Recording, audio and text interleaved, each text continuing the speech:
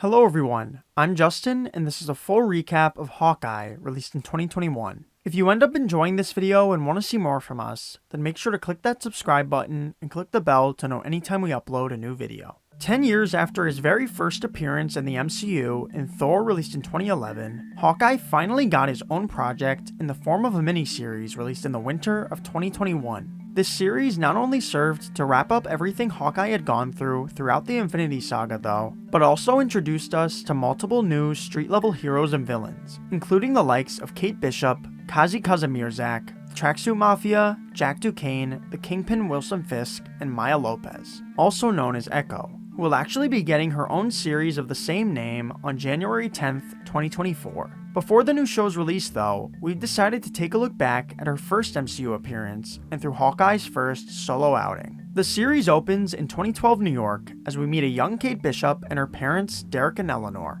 who are seen arguing over finances, with Eleanor suggesting the possibility of them selling their penthouse to the displeasure of Derek as well as Kate, who'd been eavesdropping from her room. But her father tells her not to worry and that they'll figure things out. Not too long after he heads back downstairs to his office though, things take a sudden turn for the worst, as Loki and the Chitauri army begin attacking the city, as seen in the Avengers released in 2012, resulting in their home being partially destroyed. But there is a glimmer of hope in the midst of the destruction for Kate, who witnesses some of the Battle of New York from afar as Hawkeye takes down Chitauri soldiers with his bow and arrow. The destruction caused by the battle though ultimately results in Derek being lost in and dying amongst the rubble, which leads Kate, motivated by her father's death as well as Hawkeye's heroics, to begin practicing archery, which she becomes highly skilled at by the time she is a 22-year-old college student, as well as in martial arts, collecting multiple medals and trophies for each of them over the years. Things seem to have worked out pretty well for her mother too since then, as now, in the present, she owns her own security company and they appear to have become wealthier than ever. She's also found herself a new man named Jack Duquesne, with whom she's recently become engaged. But Kate feels there's something off about Jack, as well as his uncle Armand Duquesne III. And this feeling's made even greater when, while in attendance at a charity gala that night, she overhears Armand threatening her mother from another room, with him stating, "I have powerful friends too, the kind you don't want to mess with."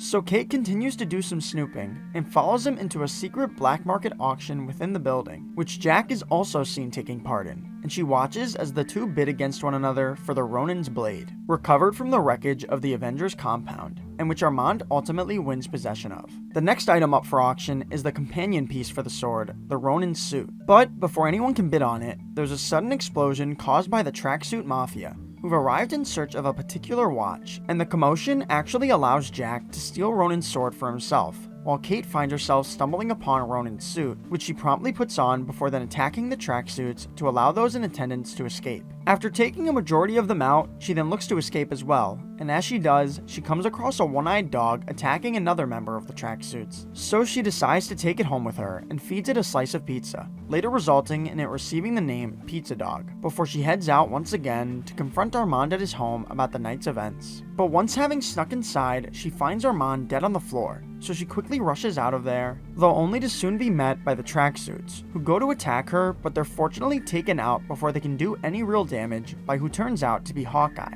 Throughout all this going on with Kate, Clint Barton had been spending the day in New York City with his kids, Nathaniel, Lila, and Cooper, as a quick holiday vacation before they headed back home the following day. But his plans were soon interrupted, as on the news, he saw an image of Kate in his Ronin suit, so he headed out to track her down and was shocked to find out that she's just some kid. Frustrated, he brings her back to her apartment so she can hand over the suit. But things are once again made difficult when the tracksuits, who found out where Kate lived earlier when she dropped off the dog, arrive outside and begin throwing Molotov cocktails through the window, resulting in a huge fire that the two are fortunately able to make it out of. In need of a place to lay low, Kate heads over to her aunt's apartment, who's in Florida for the winter, while Clint meets back up with his kids to finish packing and send them off to the airport the next morning, since he'll need to stay in New York for a bit longer to handle this Ronin stuff. But he does promise he'll be home in 5 days for Christmas. Kate, meanwhile, leaves that same morning for work at her mom's security company, and there she also encounters Jack, who she suspects was behind Armand's murder. So that night at dinner, she tries to pry the truth out of him, but ultimately gets nowhere. Although her suspicions are raised when, just before she leaves, Jack offers her an Armand III butterscotch, which she'd seen previously on the table next to Armand's dead body. She then tries to call up Clint and inform him of this clue,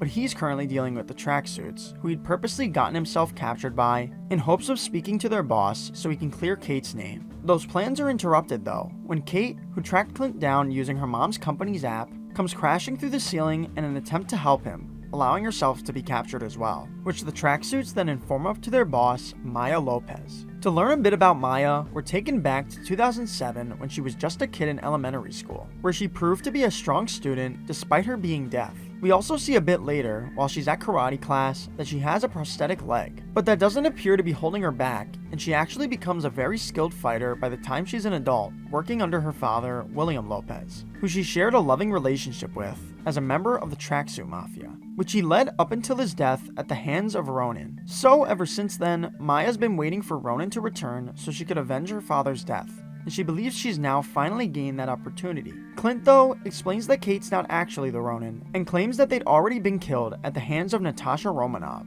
but she doesn't believe him and begins strangling Kate, so he breaks free of their custody and engages in a brawl with her, throughout which Maya mostly has the upper hand. But he eventually gets hold of his bow and arrow and manages to make it out of the building with Kate. With this whole situation continuing to get bigger and bigger, Maya's approached by her second-in-command, Kazi, and he warns her that if they continue to go after Ronin, they'll only be drawing more attention to themselves, which their boss wouldn't like. But she's too fired up to stop now, and instead orders him to look into Clint. He and Kate, meanwhile, not sure exactly what to do next about the Tracksuits, momentarily shift their focus to the Jack situation, with Kate having Clint sneak into her mom's penthouse along with her so they can look through her company's files for some evidence against him. Before they can begin looking into Jack though, Kate's suddenly locked out of the account, and Clint's then met in the hallway by Jack, wielding the Ronin's blade. But he and Eleanor quickly realize that Clint's an Avenger, so Jack lowers his weapon, and Kate explains that she and Clint are actually working on a mission together to catch a bad guy.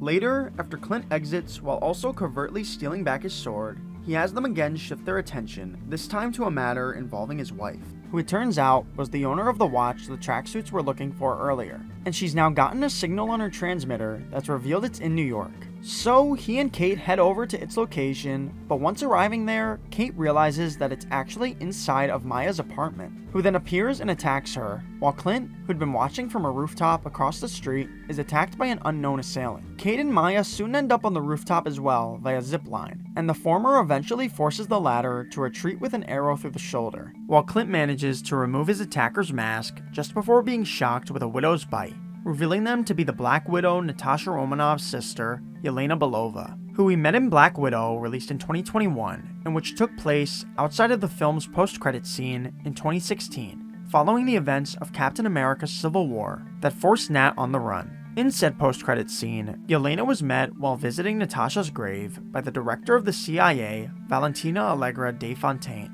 herself seen a few times in the MCU, specifically in The Falcon and the Winter Soldier, released in 2021, the previously mentioned Black Widow, and Black Panther Wakanda Forever, released in 2022, attempting to recruit powerful individuals such as a super soldier named John Walker and Yelena, who we see has begun working for her as an assassin for hire, and who, while at Nat's grave, was offered by Val the chance to get revenge against the person responsible for her sister's death, Clint Barton, which she accepted. She's unable to finish the job with Clint right now though, as she ends up having to run off after Kate aims her arrow at her. We're then taken back to 2018 and to when Yelena was still searching for and helping rid other Black Widows of the Red Room's control, with her and another widow named Sonya now breaking into where they think a widow named Anna is being held captive. But it turns out to actually be her home, as she had already rid herself of the Red Room's control and has since begun killing for money. Following this encounter, Yelena entered the bathroom for a moment, but she unfortunately wouldn't return from it for another 5 years, as she was suddenly snapped out of existence by Thanos. And upon her return, she learned of Natasha's death,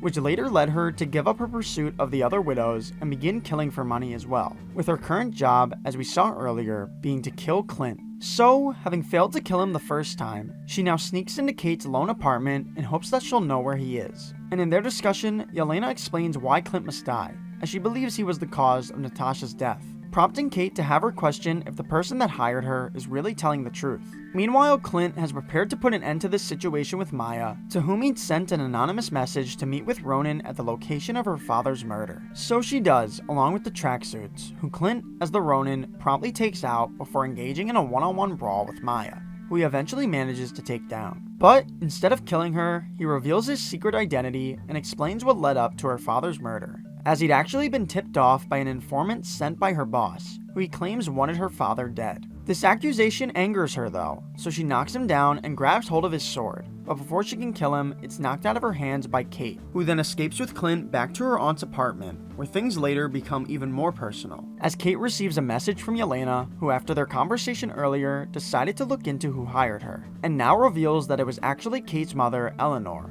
who she's also learned is working for Maya's boss, Wilson Fisk, also known as the Kingpin. If you didn't already know, the actor playing Kingpin in this series, and now in the MCU, Vincent D'Onofrio, has actually played the character in a different Marvel universe before, known as the Defender Saga, specifically starring as the main villain in the Daredevil series, starring Charlie Cox as the show's main hero, Matthew Murdock, aka Daredevil, who's also since returned to the role in the MCU in Spider-Man No Way Home and She-Hulk Attorney at Law. We're then taken to meet Fisk for the first time when he's met by Eleanor, who's arrived to discuss her exit from his business, as she's done everything he's asked, including killing Armand, as well as paid back any debts her husband owed prior to his death. But her resignation frustrates Fisk, and he becomes even more so when he's later met by Maya, who claims she's ready to move on from her pursuit of the Ronin, but he can tell by this quick turnaround that she's learned the truth. So he orders Kazi to deal with her, Eleanor, and Hawkeye, as well as remind everyone that this city belongs to him. Back to Kate and Clint, who had seen the entire conversation between her mother and Fisk thanks to Yelena, as they prepare to confront Eleanor at her holiday party that night. But just when Kate finds her, Kazi opens fire from a building across the street at Clint,